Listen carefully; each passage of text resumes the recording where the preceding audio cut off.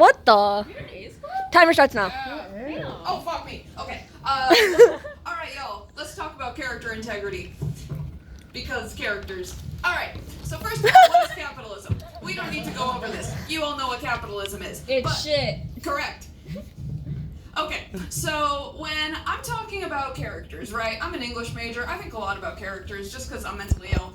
And when I'm thinking about the integrity of a character, and I don't mean integrity like trustworthiness or kindness, traditional integrity, right? I'm thinking about loyalty to the source material. I'm thinking about how you are letting this character that you have built up to symbolize this one particular topic, how you are allowing them to fulfill that topic and display it in the story. How is their message being supported by the story that is being told? So, now, to defend capitalism for like 2 seconds, I'm not saying that all like stories that come out are necessarily bad because they come out through like very profitable and they come out with the intentions of making profits and supporting the companies. There are a number of wonderful movies out there that are either adaptations or sequels or standalone works that portray their characters in a wonderful, wonderful light. And I'm not here to bash that, right? I am here to bash when a character or a story or a theme is misshaped, when it is taken a little too far, maybe a little out of context, maybe a little bit off the beaten path, and they no longer symbolize what they used to symbolize.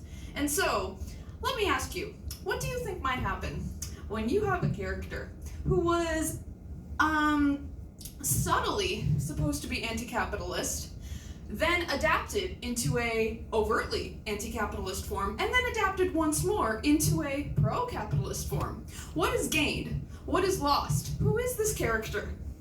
Well, I think I'm so glad you asked. Okay. No way! Oh. When you said capitalism and character, I thought it was going to be a one-slur presentation. I mean, okay, first of all, some gristery.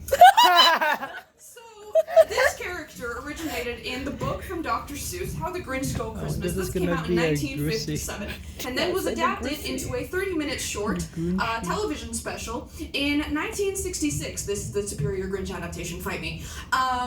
And what we learned from this character is that he is subtly anti-capitalist. Basically, the whole story is that he is fed up with Whoville and tries to steal Christmas. You all know the story, but the reasoning is that he realizes Christmas isn't in gifts, it's in love, it's in family, it's in connection. And so, by also giving like a very sweet holiday theme, like message, you also kind of instate that the Christmas is not about things, so don't focus on the things. It's very subtle. It's a good holiday time, and it's a little bit anti-capitalist, but in a way that like children understand. You know what I mean? Now, a little named Ron Howard. Alright, I'm so sorry. Flash forward to 2000. This movie... We gotta watch that this Christmas. Okay, this movie is overtly anti-capitalist. Because in creating a movie, there's a lot more that needs to be added to this world to make it feel rich, to these characters. He now has a backstory and a lot more hair. And the Whoville citizens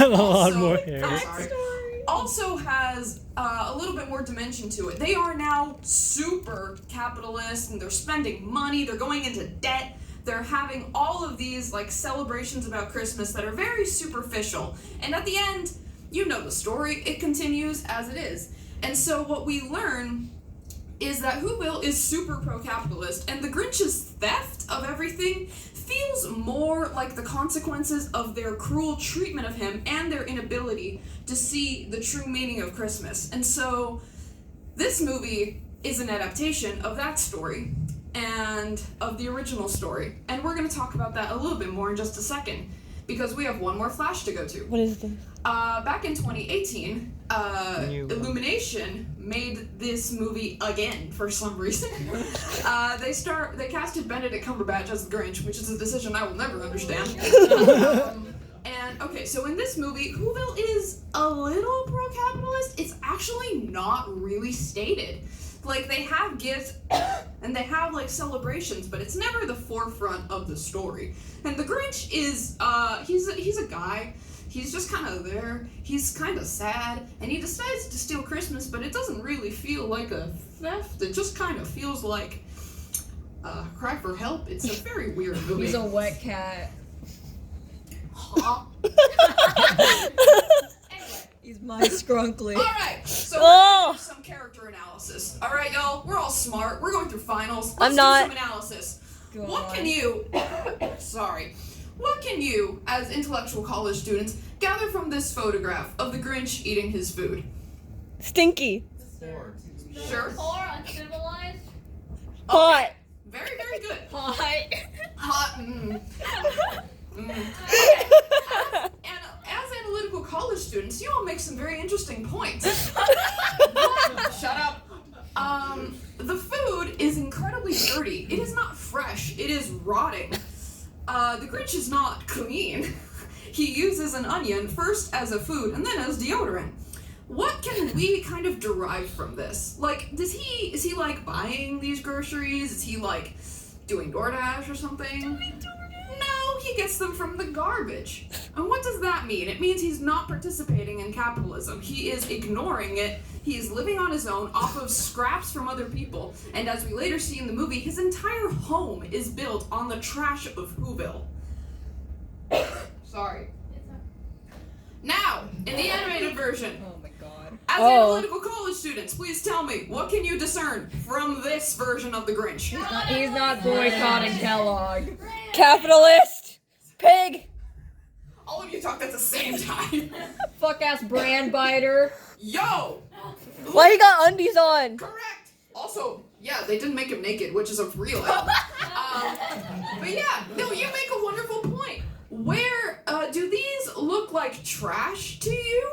Does the milk look curdled? Does that bowl look cracked? Does his blanket look not fuzzy and like put into a dryer or some shit? No, all of this is probably like fresh from the supermarket. And this is confirmed because literally the first scene in this movie is him shopping for groceries. What? God. Where'd he get money? I don't fucking know. He goes to like the supermarket. And 3 he minutes, by the way. pays- What? 3 minutes. Fuck. Okay, it's 3 fine. minutes to talk about Walmart. Go. So, quite literally, this version of the Grinch, he not only participates in capitalism, but he kind of celebrates it. Like, he has all of these things that he does not need, and he is a bit of a tinker, but that only really comes later on in the movie.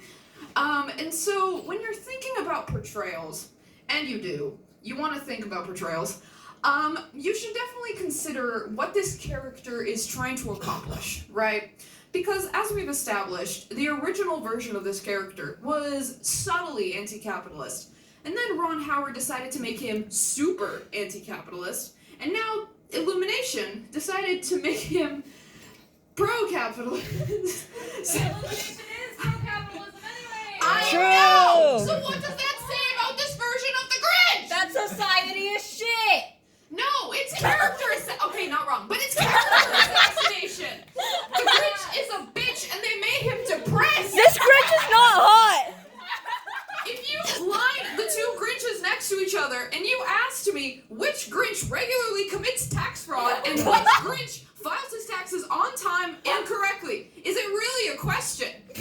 And so when you're thinking about adaptations, because you're all being force-fed the same stories over and over again, you need to think about what these characters were originally intended to deliver to you. What message did they originally try to like show? And 1 minute. Lovely. And are these new versions adding anything? Do we gain anything from knowing the Grinch has a Safeway Club card? Like, do we? I What? Okay. And so when you are thinking about this, just think about character, because you should be. You are all surrounded by stories all the livelong day. You are a story yourself.